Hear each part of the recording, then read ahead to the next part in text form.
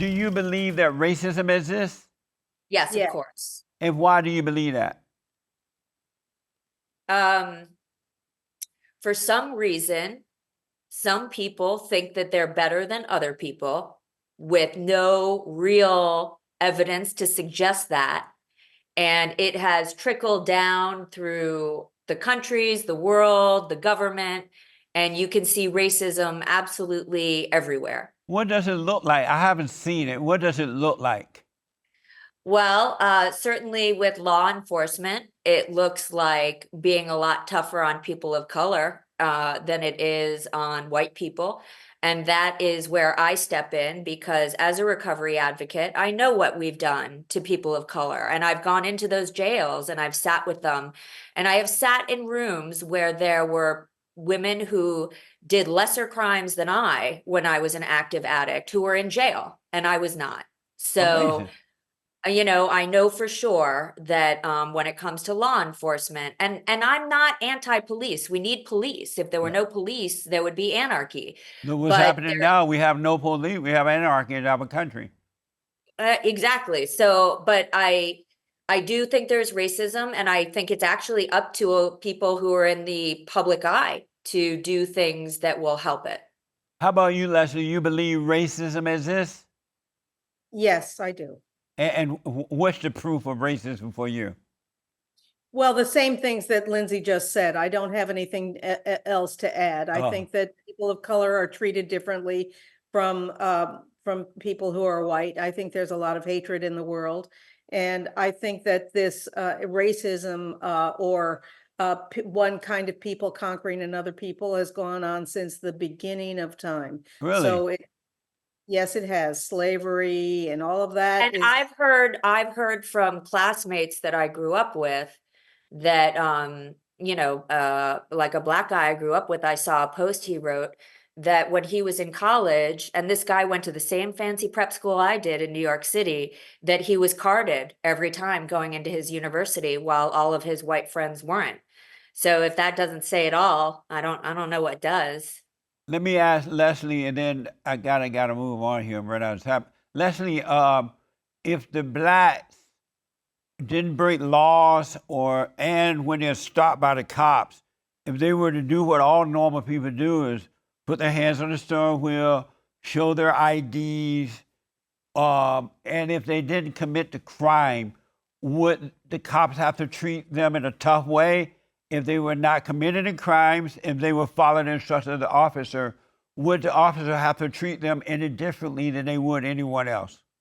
Well, that's a very complicated question because one of the things about law enforcement is that law enforcement have been given more military equipment for dealing with people, right? So they're going out, they've got tasers, they've got all kinds of things that they didn't used to have before. And so they're treating people in a more adversarial way than they used to. But I think where you're going is that people are breaking the law, and often where officers are in certain neighborhoods, they are afraid for their lives. Yes. And they deal with certain parts of the population. They're angry. They have a lot of anger and they have a lot of fear, and they start throwing people around because they're trained to be military and they're seeing something that they don't like or cause them. So they need the tasers and the rocks and everything to protect themselves from the people overreacting, right? I don't know because I'm not in a cop car anymore. So, I'm not there, and I don't know if the cops treated people in a different way, whether that kind of force would be necessary. So Which do you think was the worst thing that ever happened to the blacks? Was it slavery or the civil rights movement? Is that a real question? I think it's Yes. slavery. Slavery. Why do you think that? Because one kind of people doesn't have a right to, one person doesn't have a right to own another person. And why do you think slavery was worse than the civil rights movement, Lindsey? Well, look, I don't want to say something I don't know too much about. So I don't understand all of the complications of the civil rights movement. So, You know, I think fundamentally, you know, and we're coming from this, like from the Holocaust. That's the closest we can relate to this, is anti-Semitism, right? So our people were packed up, thrown in gas chambers, and gone on for hundreds of thousands of years with Jews as well. So what I can say, what I know from that is you cannot terrorize a people and think that it's going to be okay for them, for the generations ongoing. We talk about generational trauma because there are women my age who are dealing with issues that come from a grandmother who got caught up in Auschwitz. So I don't know about the issues around the civil rights movement, but I would say anytime you go and do something that savage and unspeakable to any race of people, there are going to be effects that are forever. The worst thing that ever happened to the blacks other than abortion was the civil rights movement. And Okay. I tell you that I grew up on a plantation down in Alabama.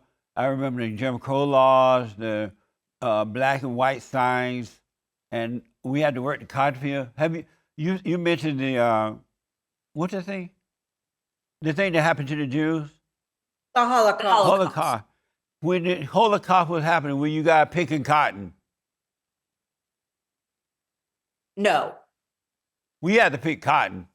Yeah. And pick cotton in the hot fields and everything, right?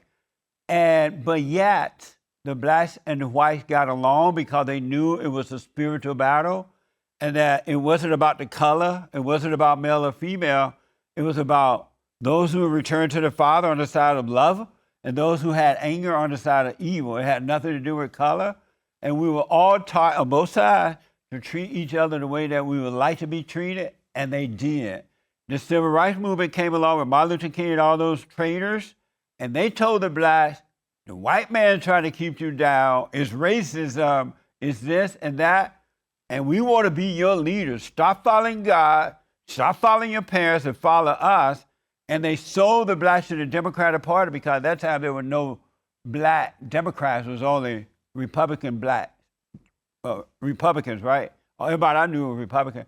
And they sold the blacks, and they told them that your problem is not spiritual, your problem is racism. It's a made up word. And so the blacks started blaming the whites, and it's been downhill ever since. It had nothing to do with racism at all. It was spiritual, and it still is today. It's spiritual, it's not physical at all. And so what do you think about that? I'm going to think about it. It's an interesting think about it point of too. view. Yeah. Look, these are things we haven't thought about. So I you've raised understand that. interesting questions. Yeah.